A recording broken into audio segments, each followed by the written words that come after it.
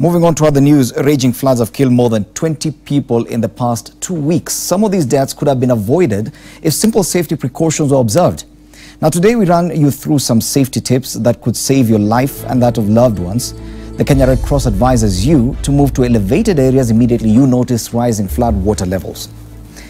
Areas that are prone to flash floods can witness a rapid rise in water levels.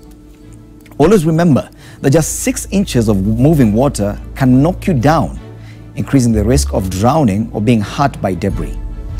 You're further advised that just 1 foot of moving water can sweep your vehicle away. For the motorists, do not step into pools of water. If in doubt, use a stick to test the depth of water before walking through. Now, floods increase the risk of electrocution. Switch off electricity at the main switch if your house is flooded. Always avoid walking or driving through flood waters. The Kenya Red Cross also advises you to avoid parking your vehicle along streams or rivers during heavy rain. If it rains, stop any activities near rivers. Sheltering under a tree during rainstorms could cause injury by falling branches. It also increases the risk of being struck by lightning. Do not go near downed power lines. Walking through muddy water near fallen power lines could also lead to electrocution. Finally, do not drive over flooded bridges.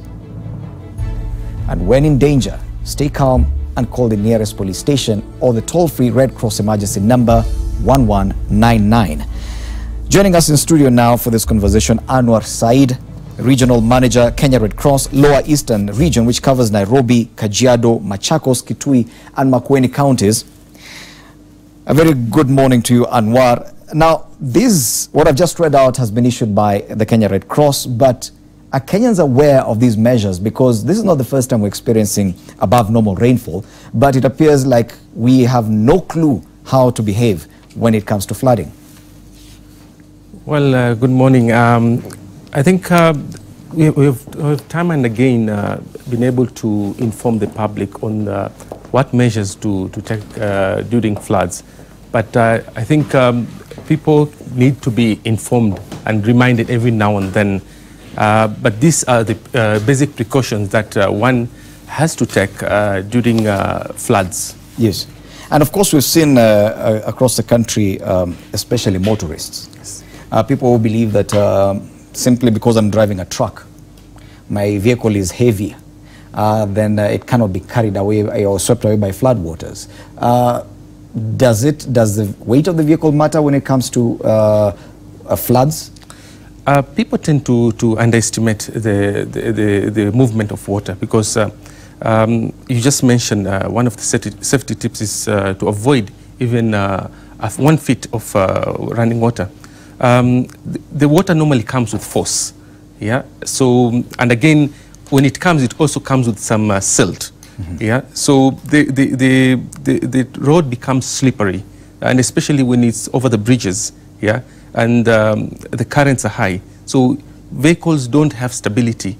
Yeah, and they will definitely skid and you're talking about 1 foot of water. That's like the length of a ruler, a yes. 30-centimeter ruler. That cannot even get to your knee, to the level of the knee. Definitely. And you say that is enough to actually sweep away a car?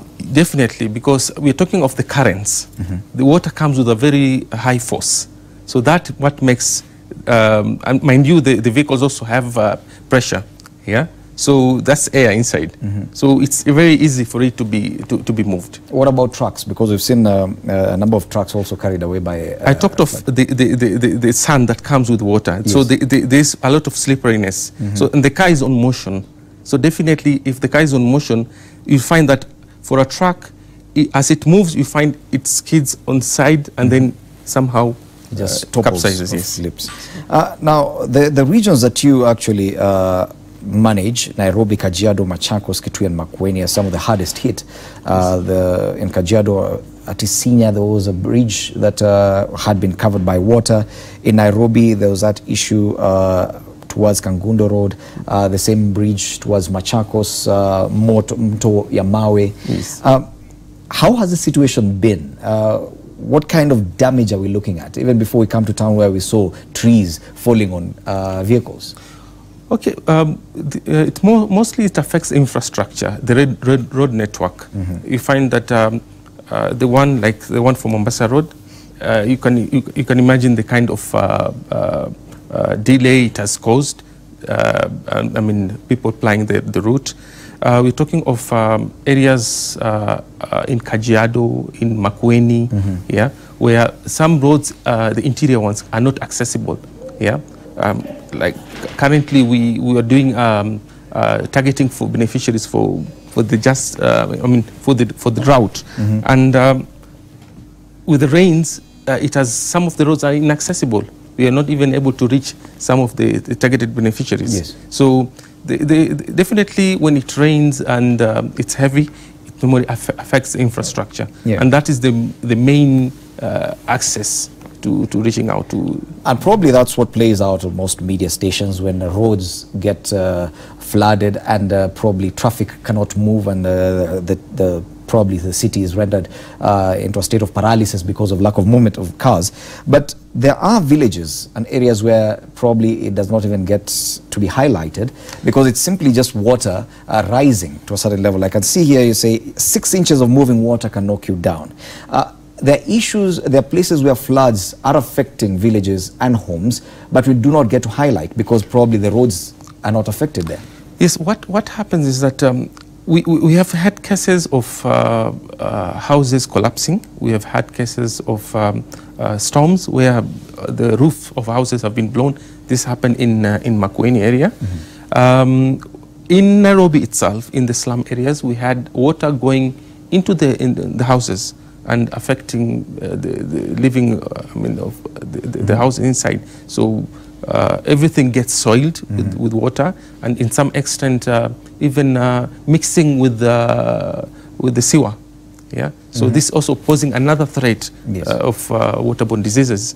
So we have a lot of, like, for instance, since the rain started, we have reported about 2,747 households that were affected, and we have been able also to reach to about 867 households with non-food items. These are households that have been displaced. Yes. They're no longer living in their houses. Yes. Wow. So when it comes to issues of drowning, because we've had quite a number of people drowning, just 6 inches of moving water can knock you down. This is what the Red Cross says, increasing the risk of drowning or being hurt by debris. Yes. Now, 6 inches of water, that's half a ruler. Yes. It's one ruler. Yes. Yes. 6 inches should be half of that. It's half a foot. Yes. Yes. Many people who are good swimmers would imagine, yes, you can actually survive such. What's the difference between flood water or trying to swim with in flood water as opposed to swimming in a pool? Let me also mention something. Since this started, we have actually lost 45 lives. Through drowning? Through drowning, yeah. And like I said earlier, yes, 6 inches, it might look small, but this is moving water. Unlike when it's in the lake or in the river, pool, or in the swimming pool, this is stagnant water. At this river, it is moving, yeah. But we're talking of high current water, and when it comes, it comes with a very big force, yeah. So if it can move a vehicle, what about a human being? Yes. Wow.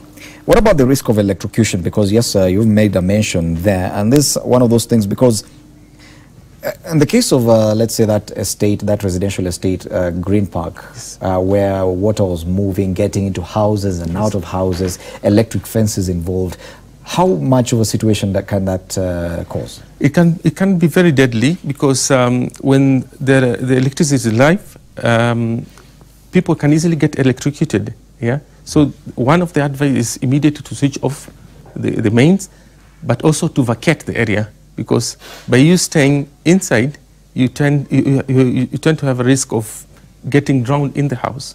Yeah, because if the levels keep on rising and you don't have an escape route, then you'll be caught in between. So the issue of electrocution is very high, especially residential areas, when you have electric poles running. Also, there are those which are underground. Yeah. So when it rains, you know, even the ground, I mean, there's a lot of movement. Yeah. And how many such cases have you handled so far in the regions that you represent when it comes to electrocution? No, actually, we've not come across electrocution because I think we are so lucky at this point. But most of the cases, and this has been purely as a result of luck.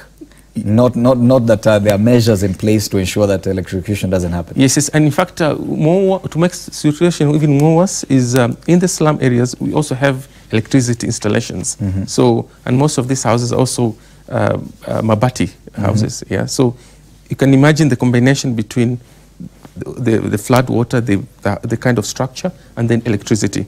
Wow. Sheltering under a tree during rainstorms, because yes, some people advise that when it's flooding, probably you should stand next to a tree, or maybe go up a tree, so that even if you're marooned, you can be saved from the top of a tree. Yes. How does that work? Because I can see a warning here that sheltering under a tree during rainstorms could cause injury. Yes, by falling branches, but it also increases the risk of being struck by lightning. Well, you see, when you're in a very desperate situation, you tend to look for desperate actions and moves. And if it's only the tree that is there for you to save your life, you will go on that tree. But of course, you have seen what happened at Serena. A tree fell on a certain number of vehicles, damaging all of them. So you can imagine you're on a tree, and then with the raging floods, yeah, if the tree was to be uprooted, of course. But, on the issue of lightning, okay, in relation to trees, because some people may view trees as a place of probably shelter. This is a place where you can find, you can save yourself. Yeah, it is a risk. It is a risk, but again, like I said, if the tree is the only chance for you to survive, then you will go to that tree. Yeah, and of course, if you can avoid, then try as much as possible. The issue that people need to understand is that when it starts raining and you know the place is prone to floods, you move out. Yeah, I think we've been giving advisories to many areas. We've been issuing SMS alerts to areas that are potential of having floods, and telling you that if you think that that area is not going to be safe, you move out. Okay. Yeah. We'll back with you, Anwar Said, the Regional Manager, Kenya Red Cross Lower Eastern Region, with this conversation on what you should do when in case of flooding. But